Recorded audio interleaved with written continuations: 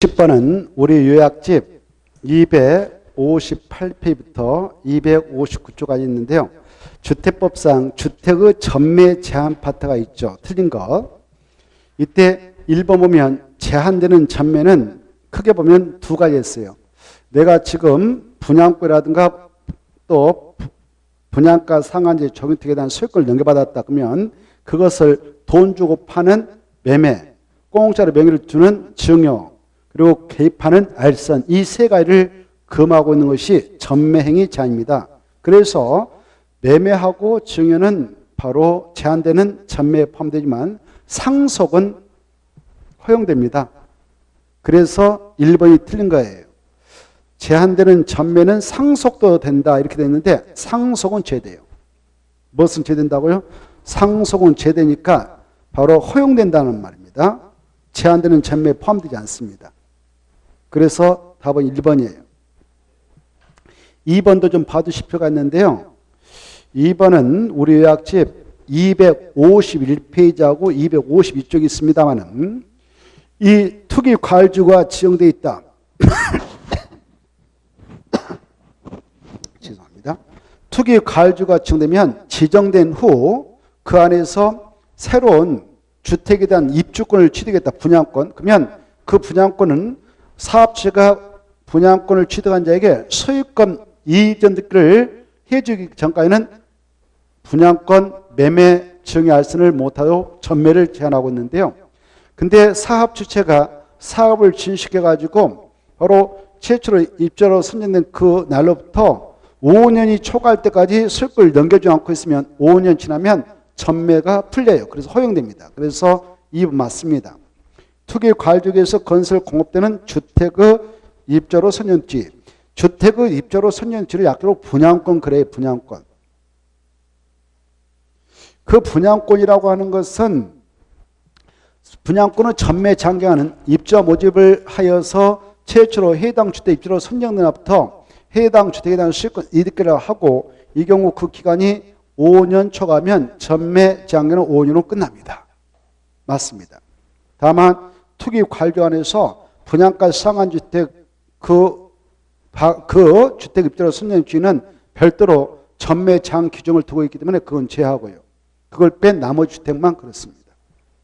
그 다음에 3번 이 전매 제한을 받고 있는 기간 중이라도 7가지의 법정된 사유가 발생하면 사업 주체의 동의하에 전매를 할 수 있도록 허용하죠. 그 중에 하나가 3번으로서 3번은 259페이지 있는데요. 자, 상속에 하여 취득한 주택으로 세대원 전원이 이전하는 경우 전원이 이사가 돼요.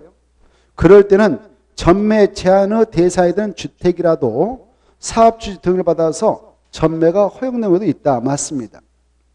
이때 상속받은 주택으로 세대원 전원이 이사간다든가 아니면 세대원 중 누군가에게 근무상 생업상 사정 발생해서 또 취약차 또 질병치료차 결혼 때문에 수도권이 아닌 다른 행정으로 이사를 간다. 그럴 때 전매를 허용받을 수 있죠. 그리고 이 세대원 전원이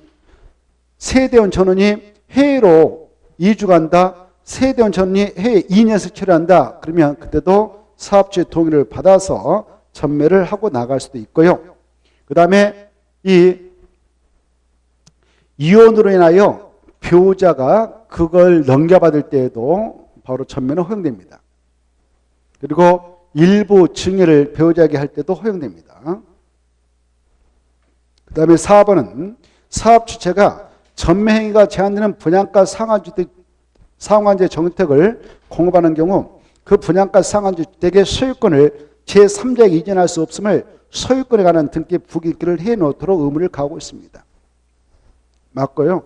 5번은 251쪽하고 252쪽이 있는데 만약 전매 행위를 하지 못하도록 했던 건에 대하여 전매를 하다 걸렸다. 그래서 위반자로서 걸리면은 그 주택의 입주로 선정지의 전매가 이루어져서 불법으로 걸렸다 그러면 사업체가 이미 납부된 입주금에 대하여 은행의 1년 만기 정액금 평균 이자율을 합산한 금액을 매입비용이라는데 그 매입비용을 그 매수인에게 지급한 경우에는 그 지급한 날에 사업 주체가 해당 주택의 입주를 취득하고 보면 환매가 가능하다 그 말입니다. 환매가 가능하다. 유법자에게 돈 주고 다시 뺏어올 수가 있다 그 말입니다. 환매가 허용됩니다. 맞습니다. 그래서 1번이 답이고요. 그 다음에 71번 이것은 우리 요약집 254쪽에 있는데 주택법상 공공택지 국장이 지정하는 분양가 상한제 적용택의 지정기준이다. 가로 안에 들어갈 내용으로 틀리게 이렇게 되어 있죠. 이 분양가 상한제 적용 지역은 국장만 지정할 수 있다. 지정을 해버리면 그 안에서도 분양가 상한제가 적용된다. 이때 지정 가능 기준적은 이렇다라고 되어 있는데요. 직전으로부터 수급하여 오늘 분양가 상한제 적용 지역이다 라고 정하려고 하는데 오늘이 소관한 전달을 직전을 합니다. 직전부터 수급하여 3개월에 해당 지역 주택가 상승률이 물가 상승률의 2배를 초과한 지역이어야 돼. 2배. 그래서 기억은 2배고 2배를 초과한 지역으로서 첫 번째, 두 번째, 세 번째 중 하나면 분양가 상한제 적용지역이다라고 정할 수 있는데요. 첫째, 직전부터 소급해서 12일간은 아파트 분양가격 상승률이 말가 상승률에 얼마를 초과하냐 또 이것도 2배를 초과하면 돼요. 2배. 그러면 지정할 수 있어요.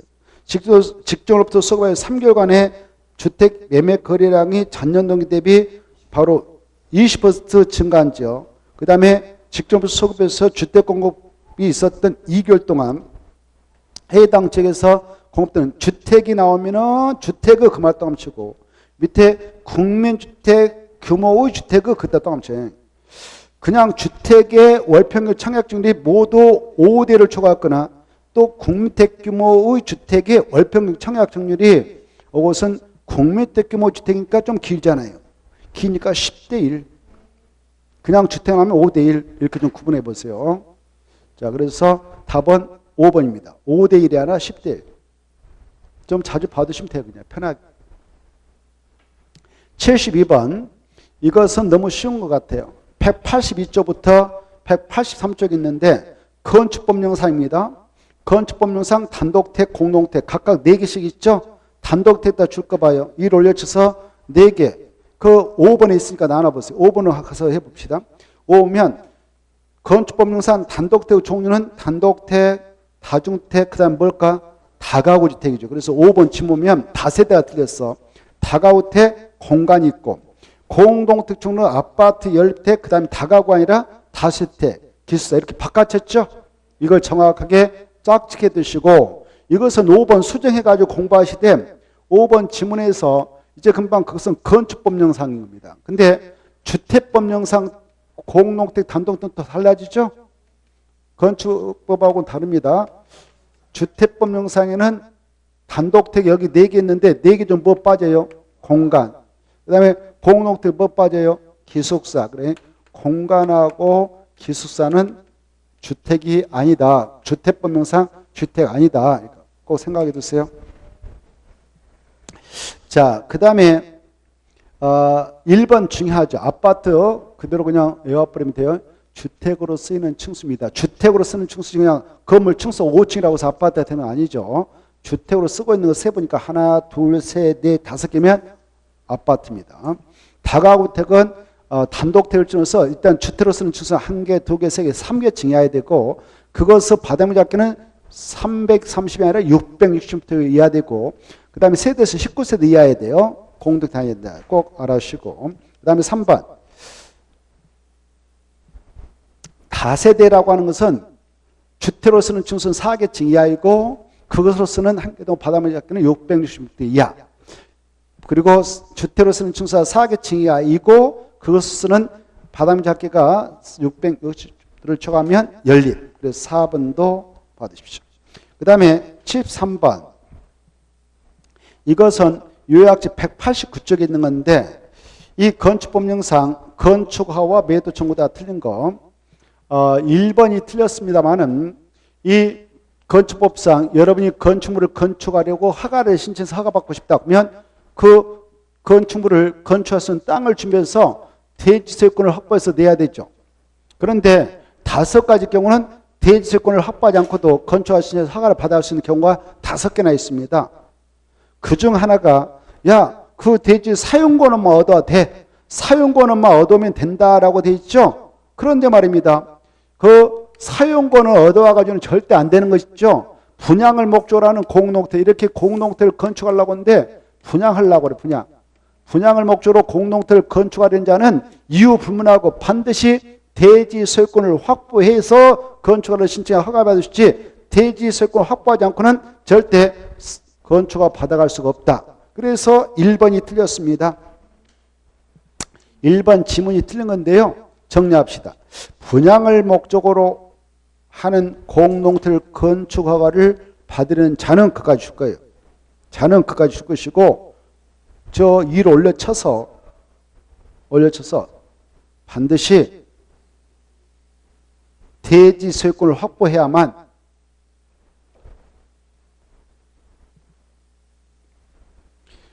건축허가를 받을 수 있다. 건축허가를 받을 수 있다. 그게 중요하죠. 대지 소유권을 확보해야만, 반드시 대지 소유권을 확보해야만 건축허가를 받을 수 있고, 딸랑 대지에 대한 사용권을 80% 이상, 90% 100 필요 없습니다. 허가 안 내줍니다. 아시죠? 자, 그래서 틀렸습니다. 1번 틀렸고 2번 맞아요. 건축주가 대지 소유권을 확보하지는 못했지만 대지 사용권을 확보한 경우는 건축을 받을 수 있는 단 분양을 목적으로 하는 공동 대지니까 그들은 꼭 대지 소유권을 확보해야 된다 그 말이고, 3번 특히 좀 봐두셔야 돼요.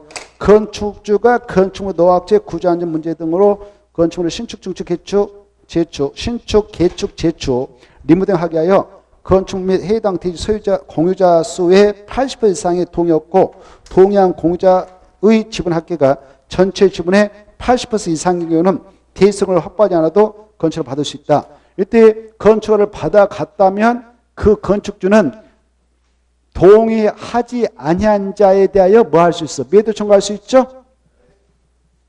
매도 청구를 할 때 시가대로 팔고 나가 이렇게 하는데, 시가란 말 아시고, 그 다음에 법원에다 매도 청구를 합니다마는 매도 청구를 하기 앞서서 그 자하고 동의하지 않는 자하고 몇 개월 이상 협의를 해야 되냐? 3개월 이상. 그래서 4번, 5번 지문은 맞습니다. 4번, 5번 지문. 4번은 시가, 5번은 3개월 이상 협의해야 된다. 그 말. 핵심 용어 찍어놓으세요. 그 다음에 74번. 이것은 우리 요약지 183페이지하고 184쪽에 있습니다만은 건축법령상 일종 근생에 해당하는 것 답은 5번이거든요.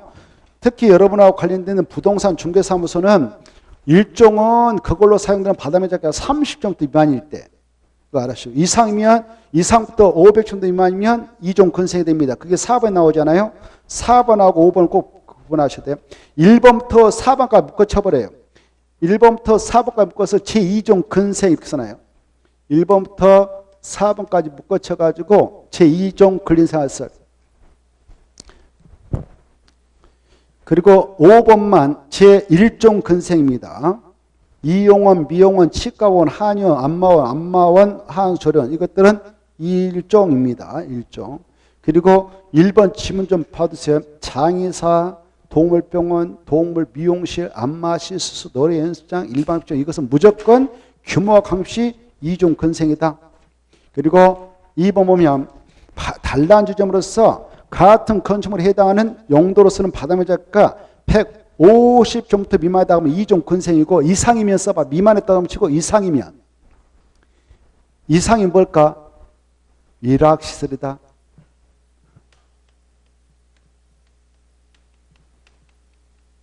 단란 주점이 있는데 바닥면적계 150제곱미터 이상이 뭐다고? 일학시설. 그 다음에 3번 다중생활시설로서 같은 건축물에 해당하는 용도로 쓰는 바닥면적계가 500제곱미터 미만이면 2종 근생이. 그러면 미만했다 또 합치고 이상이면 뭘까? 숙박시설. 숙박시설이고, 그 다음에 4번 아까 했죠? 5번 했어요. 4번 5번 꼭 구별하세요. 부동산 중개사무소가 뭐냐? 그러면 크기에 따라 다르죠. 30에서 500 미만이면 2종, 30 정도 미만이면 1종. 그 다음에 75번. 여기는 안 나왔지만 74번에서 한번 몇 개만 생각해 볼까? 이거 유스 호스텔은 뭘까요? 건축물 용도 분류에서 오, 좋아. 수련스. 그 다음에 호스텔은 오, 좋아. 숙박시설.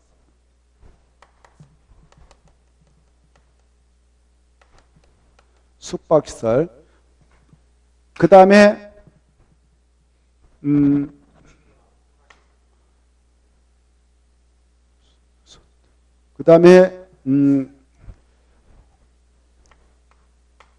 오피스텔은 오피스텔. 오, 그래. 일반 업무시설. 업무시설. 업무시설도 공공, 일반이 두 가지인데 일반 업무시설. 이 세 가지는 꼭 구분하세요. 유스텔은 수련시설, 호스텔은 숙박시설이다, 오피스텔은 뭐다? 일반 업무시설이다. 세 가지 꼭 알아주십시오. 자, 그 다음에 75번. 이것은 222쪽부터 224쪽까지인데 건축물명상, 건축물의 면적 산정, 높이 산정, 층수 산정이다. 바로 틀린 거 이렇게 돼 있죠. 3번이 틀렸다 이건데요. 이 노대의 바닥, 건축물로 예벽에 돌출되어 만들어놓고 있는 노대 바닥이라고 하는 것은 그 전체 면적이 바닥 면적이 다 산입된 거 아니죠. 전체 면적에서 이걸 뺀 나머지만 바닥 면적이 산입되는데 뭘 빼느냐? 그 노대가 접하고 있는 예벽의 길이 중 가장 긴 길에 1.5m를 고반값을 뺀 면적만 바닥 면적 산입하죠. 그래서 1.7이 틀린 것이죠. 1.5로 수정해야 합니다. 그리고 1번 중요하지만 읽어보시고 산입하지 않는다. 이 층수 계산은 중요하지 않습니까? 지하층 건축물 층수에 산입하지 않는다. 뭐 기본이고, 그 다음에 건축물로 층수가 명확하지 않으면 높이를 재가지고 몇 미터마다 하나의 층으로 계산하는가? 4m. 건축물로 각 부분에서 층수를 달리하면 그중 가장 많은 층수를 그 건축물로 층수 본다. 이런 것들이 떠올라야 돼요. 그래서 4번, 1번, 2번 맞고 3번 틀렸고 4번 윗면에서 윗면 그 말했다 체크. 윗면 아랫면 하면 틀리고, 그 다음에 5번 벽, 기둥 후 구역이 없는 건축물의 바닥 면적은 그 지붕 끝부분부터 몇 미터로 후퇴해서 그걸로 둘러싸인 부분의 수평수가 사냐인가? 1m 이렇게. 76번 이것은 221쪽부터 222쪽에 있는 건데 건축법령상 1000제곱미터짜리 대지에 건축한 다음 건축물 용적률은 얼마냐? 이 용적률을 계산하는 방법은 바로 용적률이 대지 면적을 분모에다 넣고 분자했다는 건축물 연면적을 넣지 않습니까? 그리고 곱하기 100%를 하는데 이때 이 건축물의 용적을 계산함에 있어서 분자에 나오는 연면적에는 원래 연면적은 하나의 건축물 각층 바닥면적을 말하지만 용적률 산지 연면적에는 그런 것 중에서 이것이 있다면 이것이 하죠. 약속 뭐라고 그래요? 지주 PP 아시죠? 지하층 면적 다 제한다. 지상 부속 용도의 주차장 면적 제한다. 피해 안전구역 대평화 면적 제한다. 이렇게. 이때 이제 이걸 물어봤으니까 바로 갖다 대입하면 되죠. 거기 대지 면적이 1000이고 1000. 그리고 자, 이 용적률 산용 연면적에는 뺄 건 빼버려야죠. 하나의 건축물이 지금 지하 1계층, 지상 5층 구성됐고 지붕 평지붕이고 지하층 포함하여 각층 바닥면 800이다. 800. 그런데 지하 1층은 주차장, 지하층 빼버려야 되죠?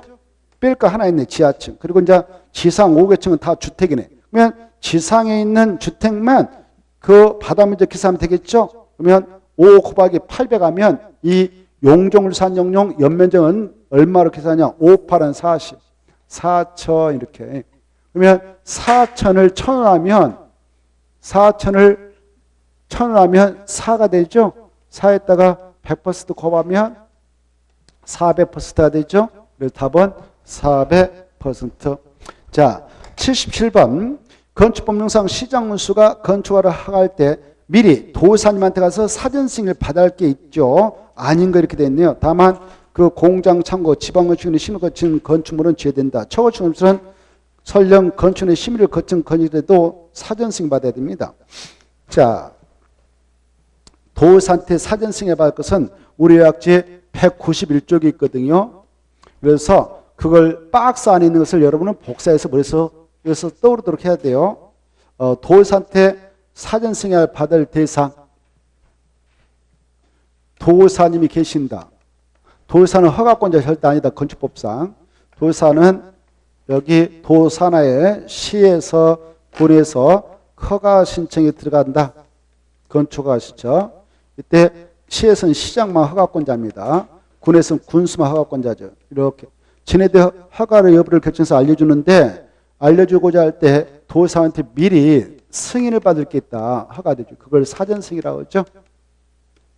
이때 도사한테 사전 승인을 받아야 할 대상은 대형 21층 이상, 연면적 합계 10만 종 대상, 그리고 연면적 10분의 3 이상의 증축을 통해서 21층 이상 증축 10만 종 이상 증축권이다. 그럴 때 이런 건을 허가증 받았다 그러면 얘네들은 도사한테 승인받으러 가야 되죠. 이렇게. 그렇죠? 다만 이런 대행이라도 용도가 창고 공자면 사전 승인 대상하니까 승인받으러 갈 필요 없다.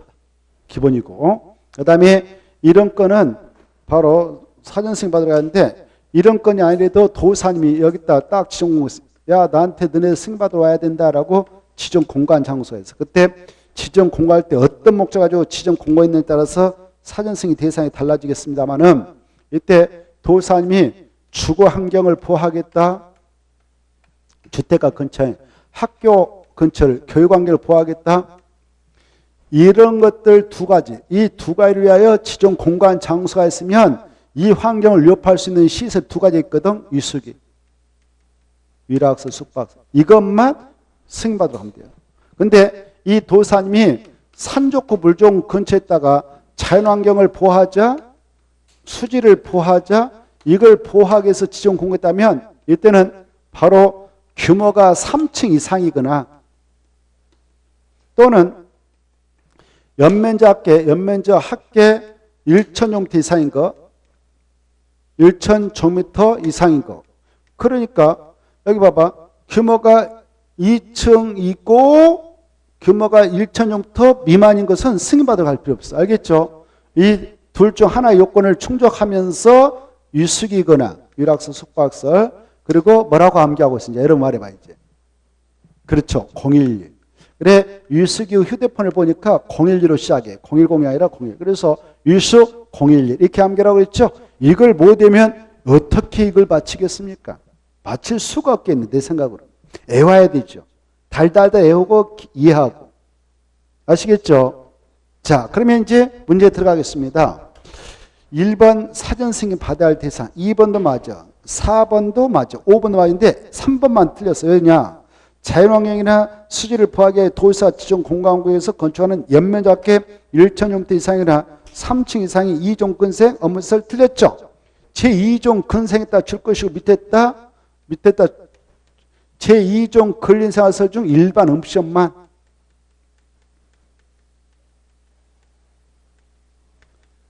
그 다음에 업무시설에다 줄 것이고 업무시설 중 일반 업무시설만.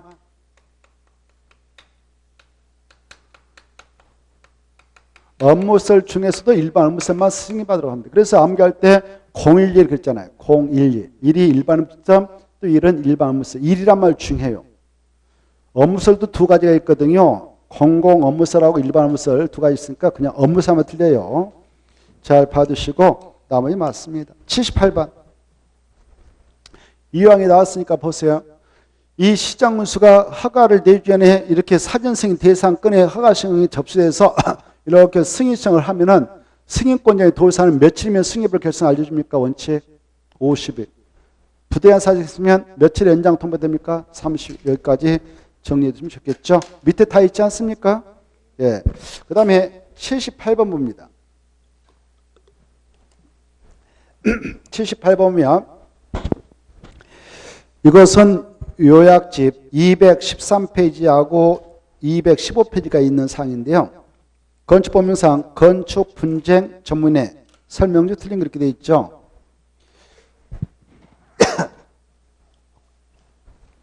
몇 번이 틀렸나요? 3번이 틀렸습니다. 여러분은 요약집 213페이지부터 쫙 파놔야 돼요. 1번에서 체크합시다. 1번부터. 이 건축 분쟁 전문에는 지금 어디에만 두고 있는가? 국토교통부에만 있다. 과거에는 시도 시군청에 있었는데 지금 없애버렸어. 그래서 국토교통부에 있다. 이거 아셔야 돼요. 시도 시군에 있다. 그럼 틀리겠어. 이 국토교통부에 있는 건축 분쟁 전문에서 처리할 수 있는 소관사항이 어떤 것만 처리하냐? 우리 요약집 6가지는 좀 봐두시라고 그랬죠? 건축 관계자 간의 분쟁, 인근 주민 간의 분쟁, 관계 전문 기술자 간의 분쟁, 인근 주민과 건축 관계자, 관계 전문 기술자, 관계 전문 기술자, 인근 주민 간의 분쟁 6가지는 다 해라고 그랬죠? 생각날 거예요. 거기에서 키포인트, 허가권자가 붙은 것은 여기서 처리한 거 아니다. 허가권자 허가 신청가 붙었다. 분쟁했을 때 그건 행정심판하든 행정소송하든 거기서 붙어가지고 싸워야 되지 여기서는 처리한 거 아니다. 6가지 암기. 그 다음에 이제 이 사건 당사자가 바로 좋게 합의하에 처리하려고 하는데 일이 합의가 안 됐어. 그때 일방 당사자 여기 위원회에다 신청 내고 하면 조정신청, 합의로 갖다 신청되면 재정신한다. 이렇게 용어를 구분하시고 조정신청이 들어가면 조정위원회를 구성해서 처리해 준데 조정위원회 위원은 3명, 재정신청이 되면 재정위원회를 구성해서 처리해 준데 재정위원회 위원은 5명으로 구성된다. 이때 처리가는 조정신청은 60인에 처리해주고 재정신청 그것을 꽃배기인 120인에 처리를 해줘라. 그래서 3번 틀린 것입니다. 120일이 아니라 60일. 60일 아니라 120일. 수치가 바뀌었어요. 조정이 재정보다 항상 수가 적어. 재정이 수가 커. 이렇게 좀 구분하십시오. 조정시성은 사건 당사 1인사 갖다 내는 거. 재정시성은 사건 당사가 합의로 내는 거. 그리고 조정위원회 위원은 3명 위원으로 구성. 재정위원회는 5명으로 구성. 조정위원회에서 처리는 60인의 절차 완료. 재정위원회에서 처리는 120인의 절차 완료. 이렇게 숫자를 좀 구분해 두시고 그 다음에 바로 이 사건 당사자의 건을 조정위원회에서 조정해서 그 조정서 정본을 그네들한테 제시하면 그네들 15내에 오케이 노래해서 끝내야 된대. 이때 만약 그 조정안을 받아들여서 기명날이라면 법적으로 다 절차는 끝납니다. 그러면 어떤 효과있냐? 조정서와 통일하는 거 합의가 성립되고 간주됩니다. 그래서 5번 맞습니다. 당사자와 조정위원회 조정안을 수락하고 조정서의 기명날이라면 당사자 간에 그 다음에가 중에 조정서와 통일한 내용 합의가 성립된 거 본다. 그거 뭐하고 어쩐다고요? 조정서와 통일한 내용 합의. 근데 시험에 나와서 재판상 화해가 성립된 거 본다. 틀린 소리예요. 조정서와 통일한 내용과 합의가 성립된 거 본다. 이렇게 끝나대요. 그 다음에 4번. 이 조정위원회 위원들이 판단하기 곤란한 것은 전문기관에게 돈 주고 의뢰합니다. 감정, 진단, 시험을 말이죠. 그때 들어가는 그 비용은 누가 내느냐? 사건 당사자 내야 돼요. 낼 때게 서로 합의합니다. 둘이가 만나서 붙었던 친구들이. 근데 합의가 이루어지면 그걸로 끝나겠죠. 네가 얼마 내라, 내가 얼마. 이렇게 해서 합의가 이루어지면 좋은데 둘이 붙었으니까 온전하게 합의가 되겠습니까? 안 되죠. 안 되면 위원회에서 정한 비율대로 내면 된다. 이렇게 구분해 두십시오. 근데 시험이 나왔습니다. 이 감정진단 시험에 드는 비용은 사건 당사자가 50대 55 비율로 부담해야 된다. 맞아 틀려요? 틀렸죠? 그거 아니라고요. 합의로 하고 안 되면 위원회에서 정해주지 절반씩 내라 이런 거 없습니다. 자, 79번 봅니다. 이것은 농립법상 내용인데요. 틀린 거. 자, 너무 쉬우니까 바로 일단 1번은 맞죠. 주말체험 농농을 하려는 자는 이 주말체험 농이 중요하니까 주말체험 농농 하면 잘 아셔야 돼요. 주말체험 농을 하려는 자는 엄마, 아빠, 딸, 아들 같은 세대이면 총 합산 면적 얼마까지만 소유하는지 아냐? 1천 전부터 미만의 농지만 소유할 수 있다. 그게 총 면적이지 각각이 아니다. 세대원 전부가 소유하는 총 면적이지 각각이 아니다. 이거 아시고 그러면 주말체험 농농을 하려고 여러분께서 농지를 취득하려 한다라고 할 때 농지증을 발급을 요합니까? 농지 취득 자격증명 발급을 요하지 않습니까? 오, 맞았어. 그렇죠. 농업 경영서는 낼 필요 없고 농지증 발급받아서 등기할 때 제출해야 되죠. 맞습니다. 그러면 이때 농지증 발급 신청하면 시 누구한테 발급 신청하냐? 농지 소지가 날 누구한테 발급 신청할까요? 발급권자한테 가는데 발급권자가 누군가요? 그렇죠. 시구 운면장이죠. 시장, 구청장, 읍장입니다. 군수 절대 아니다. 그러면 얘네들한테 우리가 주말 증명을 하고자 농지증 발급 신청하면 며칠 후면 발급을 결정해서 알려줄까요? 잘 나가다가 하나만 맞춰서 좋았는데 이때는 이틀. 며칠? 2일. 알겠죠? 아까 이제 농업법인이 농업경을 목적으로 농업경영계획서를 작성해서 농지증 발급 신청하면 그때는 4일. 이때는 농업경영서 안 들어갔으니까 2일. 이렇게 구분하시라고 그랬죠? 자, 아무튼 좋았습니다. 2번 보겠습니다. 2번은 좀 잘 봐주세요. 이 농업보호구에서요. 농업보호구에서는요. 부지 1,000영토 미만의 단독대를 건축할 수 있습니다. 농지 밀어가지고 1,000영토 미만 약 300평 미만이 300평 미만의 단독대를 건축할 수 있어요. 없다가 틀렸습니다.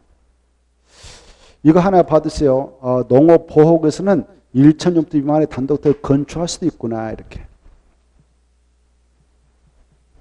그 다음에 3번. 이것은 요약집 없어요. 기본세만 있어요. 그래서 좀 봐두시라고 제가 강조하려고 넣어놨거든요. 지문. 요약적 기본세 있어요. 이거 좀 생각해. 보호구역, 농업보호구역이에요. 뭐라고? 보호구역. 단독대, 농민이 아닌 우리들도 1,000영 미만 단독대를 건축할 수 있어요. 3번. 이것은 271페이지인데 위탁경영에다 포인트 잡아요. 위탁경은 원래 금지됩니다. 농지소유가 농사져야 돼요. 그러나 농작업의 전부 일부를 타인에게 보수를 약정하고 맡기는 것이 위탁경인데 이건 원칙 금지됩니다. 그러나 법정된 사유가 있으면 허용되죠. 허용된 사유는 꼭 알아셔야 돼요. 여기 하나 나와있죠. 3개월 이상 국외 여행 중이다. 그러면 위탁경을 할 수 있어요. 맞아요. 국외 여행해야 됩니다. 1개월 안 되고 3개월 이상. 그리고 질병 치료차 3개월 이상 또 치료를 한다. 그때도 가능하고요. 그 다음에 군대로 끌려가는 징집, 소집당했다. 그래도 가능하고. 선거에 임해서 공직에 침해했다. 그래도 되고. 취약차. 그때도 되고. 그 다음에 제져가지고 교도소, 구치소, 보호감호소 수용 중이다. 그때도 되고. 농업법인이 청산 중에 있다. 그래도 된다. 이런 것들 알아주시면 좋겠네요. 그 다음에 4번에서 알을 것은 농업진흥적은 275페이지 있는데요. 이 농업진흥적은 좀 관심을 받으셔야 돼요. 중요한 것들은 작게 보셔야 돼요. 누가 지정권자냐? 시도사. 맞죠? 맞았어. 그래서 지정은 시도사가 한데 누구한테 승인받고 지정하느냐? 농림축산식품장관. 지정할 때 어디다 지정하느냐? 녹지적, 관리적, 농림적, 자연보전할 때 지정한다. 알죠? 근데 녹지적 중 어디에 녹지적은 지정할 수 없을까? 특별시 녹지적. 거기 써놔요. 275표 좀 파셔라고. 275표 파는 게 여러분이 할 일이 이 지문 하나 갖고 딸랑 해봐야 의미 없어. 275표를 파라고 이 지문을 구성한 것이거든. 275. 지정권자, 시도사, 지정했다는 승거는 농림축산식품장관, 지정 가능적, 녹지적, 관리적, 농림적, 자연보전적, 다만 특별 녹지적은 지정 못해. 이렇게 하고. 그 다음에 지정할 때는 두 가지로 구분 지정할 수 있어. 농업진흥구역과 농업보호구역으로 구분 지정할 수 있다. 이렇게. 그리고 농업진흥지역은 농업보호구역과 농업진흥구역으로 구분 지정할 때에 농업보호구역은 어디다 정하느냐? 농업진흥구 용수화법 수질 보호를 위하여 필요할 때 정한 것이고 농업진흥구역은 농지가 집단화되어 있어서 농지를 본인할 필요가 있는 지역에다 정한다. 이런 것들이 거기 써졌죠. 275페이지, 276페이지 있죠? 이것 좀 봐두셔야 돼요. 그리고 농업진흥적 안에 있는 농지 소유자인 농업인과 농업법인은 한국농어촌사에게 농지 매수를 청구할 수 있다. 매수 청구를 받았던 한국농어촌사에서는 만약 산다면 감정평가한 가격을 기준으로 사들일 수가 있다. 이런 것들이 떠올라야 되죠? 너무 많이 해도 머리 아프다고 하니까 조금만 하겠어요. 미안해. 얼른 또 5번 질문 갑시다. 대리경작. 대리경작은 자, 대리경작에서 알아둔 것은 이 농지 소유자 또는 농지 임차인 대신에 시장수 구청장이 다른 사람을 대신해서 농사 짓게 보낸 것이 대리경작제인데, 대리경작기간은 따로 정할 없으면 3년으로 정한 것을 한다. 그때 대리경작에서 중요한 것은 이제 대리경작 들어가서 농사 짓는 친구가 대리경작을 했다면 수확량의 몇 퍼센트를 토지상으로 농지소유자 임차인한테 줘야 되냐? 10% 이게 중요하고, 그 다음에 지급시기는 수확일부터 이익원에 갖다 줘야 된다. 이런 것들을 알아주시면 좋겠습니다. 그 다음에 80번 봅시다. 80번은 요약집 277쪽부터 278쪽에 있는 농지 임대차인데 틀린 거. 자, 이 농지법상 농지 임대차 규정은 우리 개인의 농지에 대한 임대차 할 때 적용하자는 겁니다. 국가 농지, 지자체 농지 이것은 적용 대상이 아니에요. 자, 그러면 1번 봅시다. 자격 농지를 농약이 정하는 이모작동함처 이모작을 위하여 임대차를 허용합니다. 그때는 몇 개월 내에 번호수만 임대차하고 다시 해소하느냐? 8개월. 이런 경우를 제하고는 임대차 기간을 정하지 않거나 3년보다 짧게 했다면 3년 약정을 간주해버립니다. 맞습니다. 2번 임차인에다 포인트 잡고 농지법에 위반된 약속을 누구에게 불리하게 해놓은 것은 효력을 인정하지 않느냐? 임차인. 3번 만약 임대차를 한다면 서명계약이냐 구도계약 원칙이냐?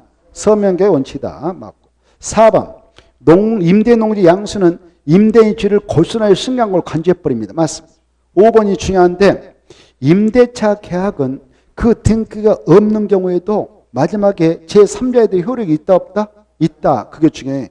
등기가 없는 경우에도 제3자에게 효력이 생긴다. 이게 중요해.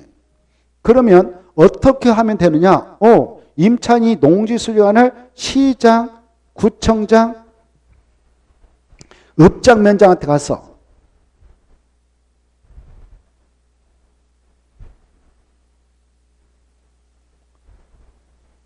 우리는 농지 임대차를 맺었습니다라고 뭘 받아야 돼? 확인을 받아야 돼요. 그러면 확인 대장에다 그네들이 기록을 해줍니다. 기록해놓고 그리고 우리가 그 임차인이 농지를 넘겨받아요. 오늘 넘겨받았다 그러면은 그 다음 날부터 제3자에게 효력이 발생. 그래서 그날부터가 틀렸어요. 그 다음 그래야 돼요. 그 다음 그 말. 다음이 빠졌어. 다음. 그 다음 뭐가 빠졌다고요? 그 다음 날. 그래서 거기 군수도 지워버려요. 군수도 지워버리고 읍장면으로 추정해요. 읍장면장. 군수 지우고 읍장면장. 우리 요약집 277페이지 있어요. 그래서 두 가지가 틀렸어요. 누구한테 가서 확인되자 마느냐? 시장, 구청장, 읍장면장한테 가서 확인받고 해당 논의를 인도받았다면 그 받은 날 다음 날부터 제3자에게 효력이 있다. 이렇게 됐나요? 네, 이것 좀 받으시고요. 그 다음에 나머지 통과해도 되겠습니다. 자, 오늘은 여기서 마무리 짓죠. 명절 잘 보내시고 다음 주 뵙겠습니다. 안녕히 가십시오.